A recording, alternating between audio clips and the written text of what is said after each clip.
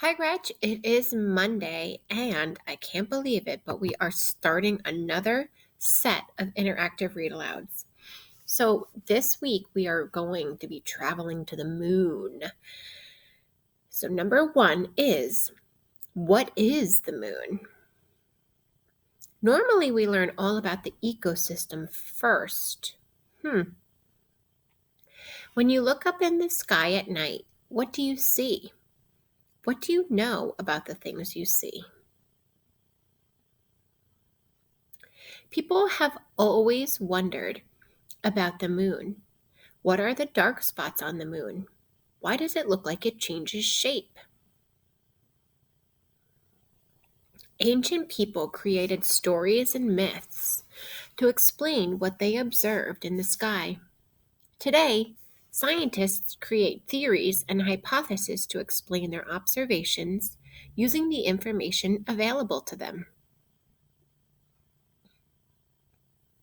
When ancient people looked at the moon, they noticed dark areas. People looking up at the moon from Earth in different places imagined these dark spots to be different things. What do the dark spots on the moon look like to you?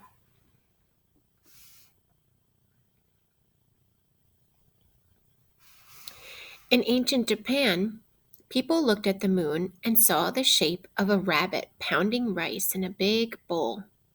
They told the story of a rabbit that lives on the moon making rice cakes. People in other parts of the world have looked at the same spots and seen something different, including a face that some people call the man in the moon. Early scientists studying the moon had a hypothesis that these dark spots were very large lakes filled with water. Once they got more information, however, they learned that their guess was wrong. Scientists have now learned that the dark spots on the moon are areas of hard, dark rock. This rock was created when hot lava bubbled up from deep inside the moon and then cooled and hardened. Have you ever noticed that the moon seems to change shape on different days? The moon doesn't really change shape. We just see different amounts of the moon on different nights. The other parts are hidden in shadow. Long ago, people didn't understand why the moon changed shape. They created stories to explain these changes. The ancient Mayans told a tale about a man in the sky with a big belly. As the man slowly turned toward the earth, people could see more and more of his full round belly, the moon. Then they imagined that a jaguar jumped into the sky and took bites of the man's belly, bit by bit, and the moon got smaller. On the nights they couldn't see the moon at all, the Mayan story said that the man was resting to regain his strength. Here's what really happens.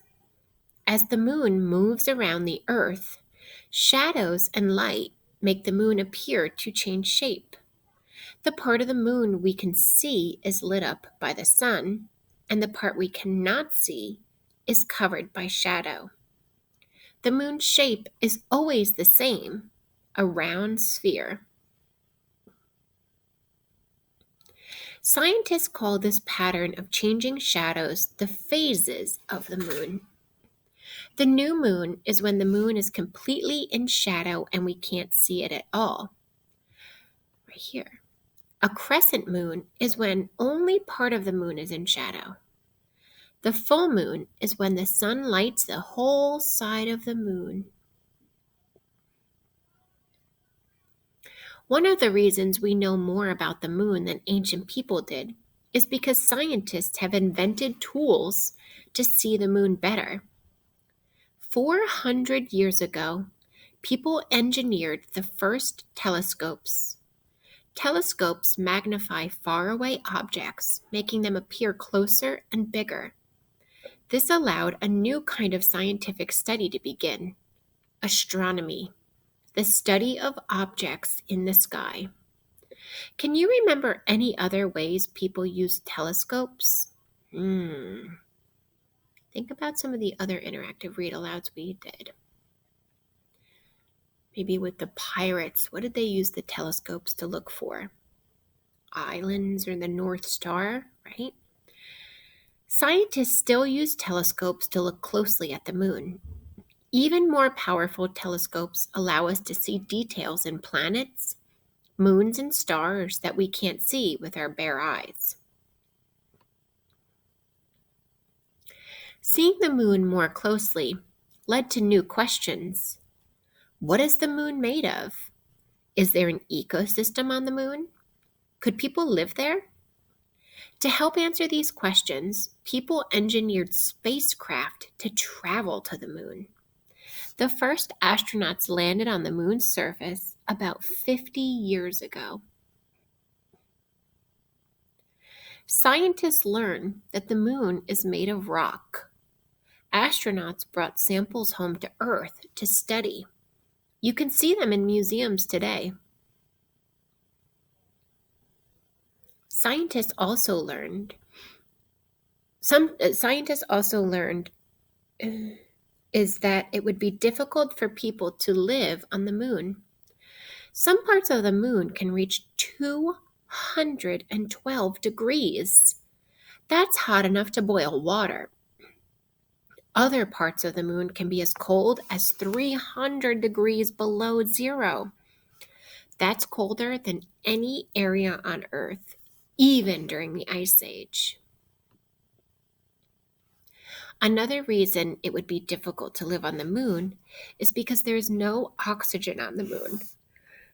Humans need to breathe oxygen in order to survive, which is why astronauts wear spacesuits with tanks of air they've brought from Earth. Do you think anything can live on the moon? Why or why not? What about water on the moon? The moon is drier than any desert on Earth. Scientists discover ice deep in the bottom of craters where the sun never reaches, but there are no lakes, oceans, or sources of water for people to drink. So here's our question. You can choose to write about the question, remember, or something else that you found interesting during our interactive read aloud. So scientists haven't found anything alive on the moon. No plants and no animals. Without air or drinkable water, living things cannot survive. There are no ecosystems on the moon because there are no living things on the moon, at least not yet. What problems would scientists need to solve to make it possible for people to live on the moon? So that's what you can choose to write about. Like, what would they need to have on the moon in order for people to survive? Or here we have a spacecraft, telescope, moon, jaguar, astronaut, lake. Here is a full moon, a crescent moon, and a new moon. Remember, that's made by shadows. So when we meet, you can have your midnight on the moon, a new pack of your writing paper, and your sound map. We're going to listen to one interactive read a day and write one one writing a day. So I will see you back in a little bit.